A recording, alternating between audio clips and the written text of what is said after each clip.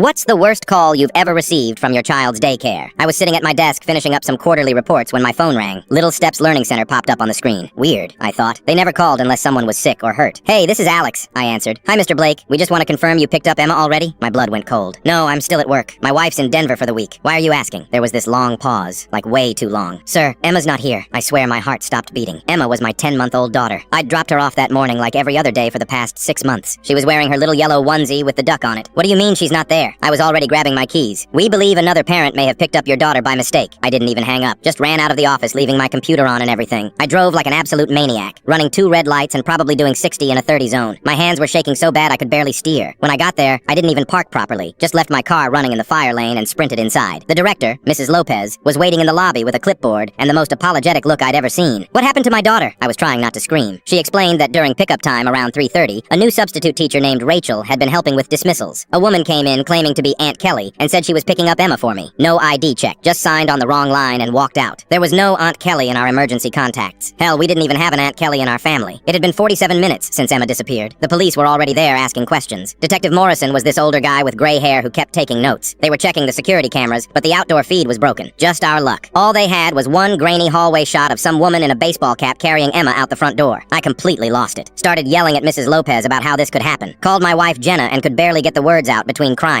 She was on the next flight home, which wouldn't be for another 3 hours. The cops started tracing every car that left the parking lot. They went through every sign-out sheet with a magnifying glass. That's when they found something weird. A parent named Kendra Williams had picked up her son Tyler around the same time. Tyler was in the crib right next to Emma's. When they called Kendra, she said her sister came to pick up Tyler that day because she had a cold and didn't want to go inside. She gave her sister her ID to show the staff, but here's the thing. When they ran the ID, it was fake. Turns out this sister was actually Kendra's cousin Rachel, and Rachel had just lost custody of her own baby 2 weeks earlier. Some messy situation with her ex-boyfriend and drug problems. She'd been staying with Kendra, helping with Tyler, and had seen Emma during past pickups. According to what Kendra told police, Rachel had been obsessing over Emma, saying how much she looked like her own daughter, how she just wanted to hold her one time and see what it felt like to be a mom again. So she took her instead. They put out an Amber Alert immediately. Every cop in the state was looking for a red Honda Civic with Emma inside. My phone wouldn't stop buzzing with people sharing the alert on Facebook. 3 hours and 12 minutes after she disappeared, they found Rachel at some sketchy motel on Route 9. She was just sitting in the parking lot in her car with Emma in her lap, crying her eyes out. Emma was crying too, but she was okay. Hungry and needed a diaper change, but completely unharmed. I held my daughter so tight she started squirming to get away. I didn't let go for probably 10 minutes straight. Just kept smelling her hair and checking her fingers and toes like I did when she was first born. Rachel got arrested, obviously. Kidnapping charges. The daycare got investigated by the state. Rachel, the substitute teacher, got fired that same day. Mrs. Lopez kept apologizing and offering us free tuition, but we were done. We moved Emma to Sunshine Kids Academy the next week. They have security badges, cameras that actually work, and a policy where they call parents to confirm any pickup changes, even with people on the emergency contact list. I still don't sleep great at night.